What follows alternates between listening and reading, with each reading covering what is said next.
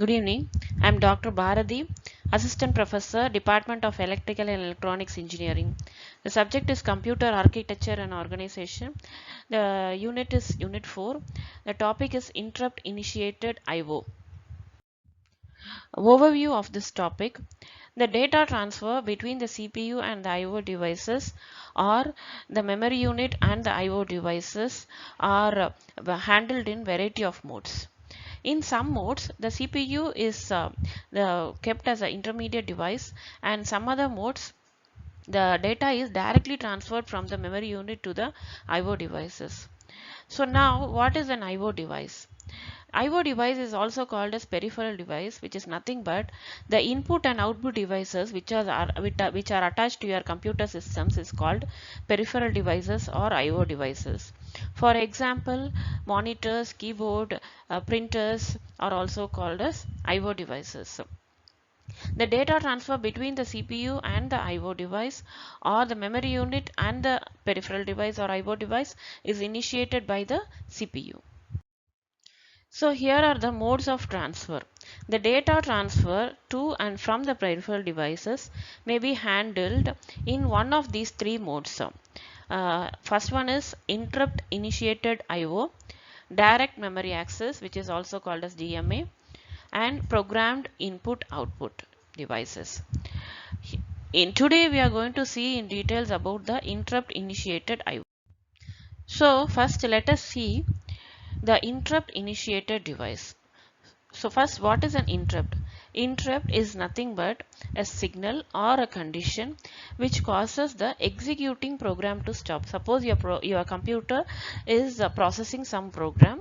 It will ask the program to stop and save the current state of the running program and attend the function call, which is nothing but the signal and or the condition which is existing. So it is instructing the processor to stop the current execution. It also says the program to save the current state of the execution and attend the function call, which is nothing but to service the signal or the condition which is arised. The signal or the condition arise from the external devices or from the internal software also. So connected to the CPU, which is connected to the CPU. So executing the signal or the condition and stopping the current program and saving the current state is the function. So now, what is the interrupt system? The data transfer between the CPU and the peripheral devices cannot be started unless the peripheral devices are ready. So peripheral, as I already said, peripheral devices are nothing but the external devices which are connected to your computer. The CPU cannot start the data transfer unless the peripheral devices are ready. So the main job of the interrupt system is to identify the interrupt and the source where the interrupt arises. Why and what is the interrupt? There are possibility that many devices can send the interrupt signal at the same time. So the CPU has to decide which interrupt should be attended first. The interrupt system in the CPU has to decide which request should be served first. So here are the definitions for the interrupt request and interrupt system, which is very important question. Interrupt request is nothing but when many number of devices are attached to your computer, each device is being able to originate a input signal, interrupt signal, so that there is a possibility that all the devices can arise, send the interrupt signal at the same time. Now the interrupt system is nothing but it will decide which IO devices should be served first. So now let us see what is priority interrupt system.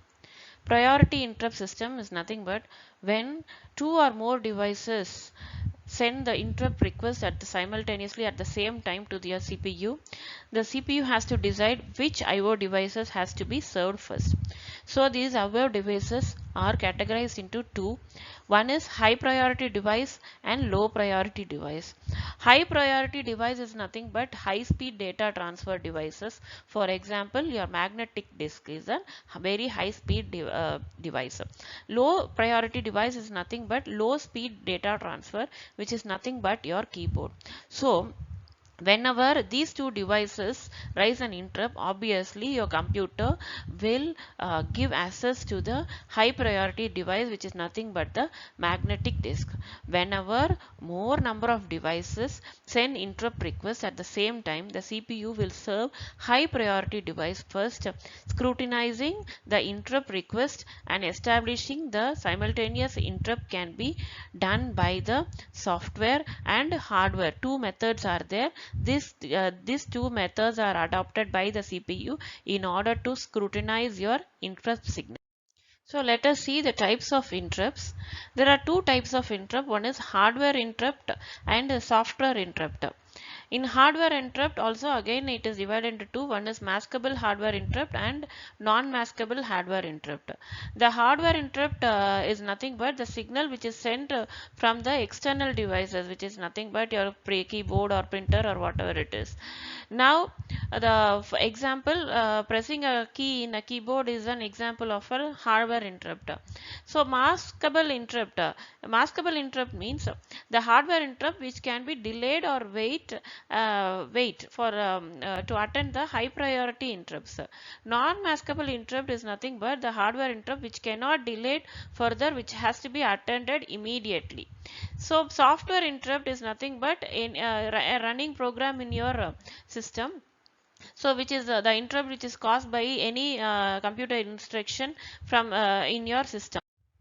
So the software interrupt is nothing but the signal sent by the internal devices, the internal programs which is already running. Any computer instruction is nothing, is an example of a software interrupt. Here there are two types. One is normal software interrupt and exception software interrupt. Normal software interrupt is nothing but which is caused by a computer instruction. Exception software interrupt is unplanned interrupt which is caused suddenly by the computer. So disadvantage of software method over hardware method is if there are many interrupts at the same time, the software method can exceed the time which is available for the service itself. So we use hardware priority interrupt unit instead of software priority for processing. So the advantages of hardware interrupt over software interrupt is obviously it accepts interrupts requests from many sources at the same time and determines the request of high priority and issues CPU to solve the interrupt request. To speed up the operation, each and every interrupt source has its own interrupt vector here. The interrupt vector accesses its own service routine directly from the source. The hardware priority interrupt can be established by two methods. One is serial connection and parallel connection of the interrupt lines. The serial connection is called as daisy chain method. Now let us see a overview of priority interrupt system. What is priority interrupt system now? When two or more devices request arises simultaneously, the system establishes a priority over various sources to determine which IO devices has to be serviced first. So the scrutinizing of interrupt requests and establishing priority of simultaneous interrupts can be done by both hardware as well as software method. In software method, polling procedure is followed. The polling procedure is used to estimate the high priority interrupt request by software method. This program takes care of the interrupt, begins the address and polls the interrupt source in a sequence.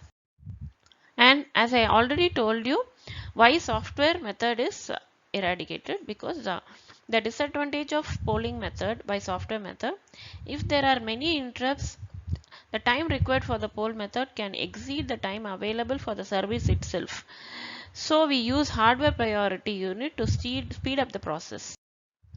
So in daisy chain method, it involves serial connection of all the devices. All the devices are connected in series. One master device will be there and all other devices will be connected in series. All the device will have a priority input and priority output, and only three lines will be there. One is process data bus and interrupt request line and interrupt acknowledge line. So the device with high priority is placed in the first position and followed by the low priority devices.